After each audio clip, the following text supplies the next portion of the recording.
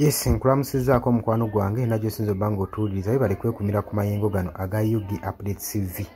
Jeno Muhoozi Kayini Lugaba, Chief of Defence Force nga weri enkola ye ya bulijjo oluvannyuma lw'okulinnya ekigere kye ku butaka bwa Uganda yasinzidde ku mukutugo gwa Twitter n'agenda maaso n'okusabira amagye ga UPDF aga deployingiddwa mu mawanga mu ggwanga erya South Sudan saako ne gali agali mu ggwanga erya Democratic Republic of Congo agagenza okutebenkeza emirembe mu bitundu ebyo omuli ebya Ituri ne Bunia.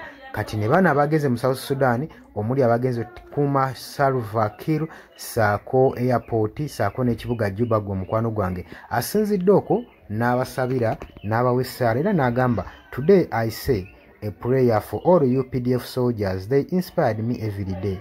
They are truly the fearless warrior. Almighty God bless him, his army." Agamba nti nno akedde kusabira ku magye gano aga UPDF, Uganda People's Defence Force. Agamba nti nno gamu inspiringa buli lunaku era ba true warrior. Agambye ddala bano balwanyi nnamige ate era nga batya Mukama Katonda. Kasabe Mukama Katonda asobole okubanga abakuumira yonna gye bali. Wabula bino byangu kwogera nga sigwe ali mu bbato ng'abaana b'abanamu be musindika mu ntalo ez'ekisiru. So tetwagala bajaasi baffe babeere nga bafiira mu nkaayana ezitaliimu mu nnyombo ez'ekitumbaavu nga mudiployinga amagye ga UPDF kati nga luno olutalo luli mu South Sudan. Mazima ddala abaana ba UPDF baba bafiira bwereere. Abaana bafiira bwereere olw'okubanga balina okutuukiriza ebiragiro. Olw'okubanga bali bafunyemu obutakkaanya ne batandika okubanga omusaayi gw'abaana gagenda mu maaso n'okubanga guyiyibwa. Ezo ensonga za kitumbaavu. Kati era kyekimu ne kuno olutalo ezigenda mu maaso bagamba balwanyisa bayeekera ba ADF. Bennyini bateekamu conflicts mu ggwanga eryo ne bagenda mu maaso n'okutta abaana bali mu UPDF ne bagamba nti balina okutebenkeza emirembe okuba balina ebyobugagga bye baagala okubbayo.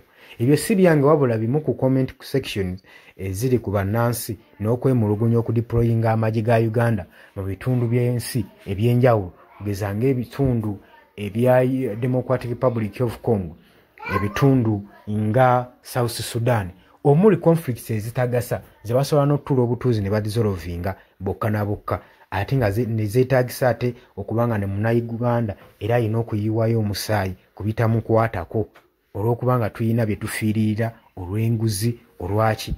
Simanyi gwe ngeri ki gy'olowoozaamu mu nsonga ezo naye nga nkwanirizaako mu comment section jangu otangaze ku ggwanga okusinziira gwe ebintu nga woobiraba.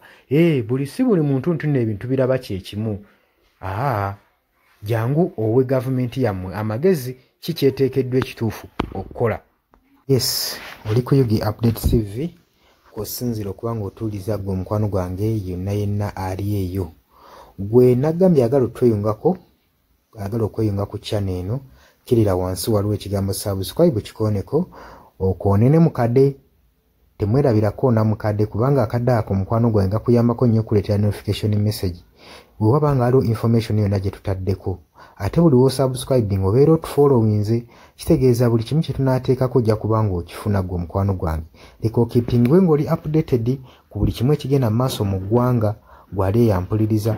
Abali mu Qatar, Oman, Dubai, Saudi Arabia, abali e Dubai, abali mu US, abali mu UK, abali e Canada, abali mu South Africa, nammwe abali mu Ndwana Kenya, nalekaani menyani, nammwe abali mu Asia matumiddeko nnyo mwe bali kwekuumira ku UG Update CV mwe mubeezezzaawo amayengo gano aga UG Update CV.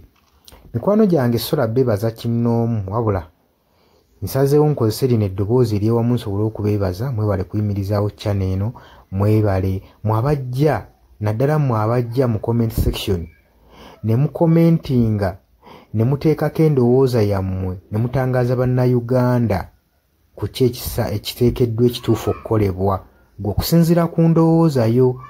So muna abatajjangako mu comment section mbakubiriza okujja mu comment section muteekeko ebirowoozo byammwe mutangaaze eggwanga ku biki byaba bagenze mu bukyamu ne bikolebwa mu bukyamu eri bannayuganda. Dani ku Airlines e Kenya nawe nkutumiddeko ennyo naye jangu mu comment section oteese, toteekako buteesi linnya lyo. Mujje mu comment section mwe abasharinga, aba likinga nammwe abasubscribinga mwe muyimirizaawo amayengo ga channel eno. Enamba y'essimu gye mbateeredde awo eya nooti 726 nooti emu 6794. Eyo enamba ya WhatsApp eri mu kimyufu. Ye namba gy'ogenda oyita kuba gy'osobola okuyitako gwe mukwano gwange ayagala okulanga wamu naffe. Ng'alina bizinensi yo ng'ogyagala tugikulangire nga wandyetaaze ogikulangira. Eyo namba gy'oba oyitako ku WhatsApp osobole okuba nga naye bizinensi yo gikuba abantu tugikulangire gwe mukwano gwange ali eyo ampuliriza. Ne ngenda mu maaso n'okulabula abantu ku biki ebigenda mu maaso mu ggwanga naddala ng'akalulu kano aka 2026 katuukuse kengedde. Kati buli muntu alina kubeera vigilant, olina kubeera bulindaala oleme kutunda mwoyo gwo mukwano gwange. Waliwo abatunda emyoyo gyabwe olw'N1,1500 sukaali. Gwe beera ng'omanyi akaseera we kanaatuuka akakuba ballot paper, beera nga manyi omuntu ogw'ogenda okuwa, gw'ogenda ottiikinga, gwe gw'olaba asobola okukulaakulanya ekitundu kyo constituency yo, gw'olaba agenda otwala eggwanga mu maaso. Bannange tusibwa nnyo akatambaala mu mutwe mu biseera nga bino. Newankubadde obwavu babubalumizza mutya, totunda mwoyo gwo ku lw'akantu katono, wabula saasira ku ggwanga lyo, osaasire ne ku zzadde lyo, osaasire ne ku future weenaabeera. Lowooza ku by'emu maaso. Weewaawo abamu muyinza okulowooza ng'ebibatabakwatako nga tebikwatako, naye ensobi yonna ekolebwa either relative, sengaawo, maamawo, kojjaawo, biyinza otuuka ng'ekyo ekizibu gwe kyetooloddeko, ate olaba ebikwatirako biyinza otuuka esa ne byetooloola ne bifundikira nga bikkutteko gwe mukwano gwange ali eyo. So kyenva nkubiriza baganda bange mwenna abali ku Yugi Updates TV ogenda maaso n'okusharinga information eno. Baganda baffe beebereremu ate era baleme kutunda mwoyo gwa ggwanga, babeere nga batambulira ku mazima, nga bayimirira ku mazima, nga bayimirirawo ku lw'eggwanga lyaffe erijja mu maaso, ku lwa future y'abantu baffe n'eggwanga lyaffe mu maaso, kubanga buli muntu ekigenda mu maaso kati akiraba. Bw'atalaba kigenda mu maaso nkakasa obeera muzibe. Ate era ne muzibe naye alina byawulira ebimutyemula omutima, kati n'amanya nti no mu ggwanga mulimu kino.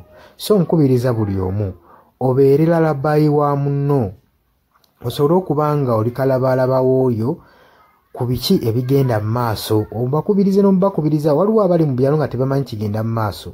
Mubaagaliza subscribinga ku mikutu gino bategere ebigenda mu maaso mu ggwanga lyaffe.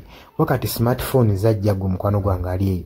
Wabula mbaagaliza olunaku olulungi, mubale kwekumira ku Yugi Updates TV, mubatana subscribinga mugere maaso n'okusubscribinga. Mbaagala nnyo era mweraba.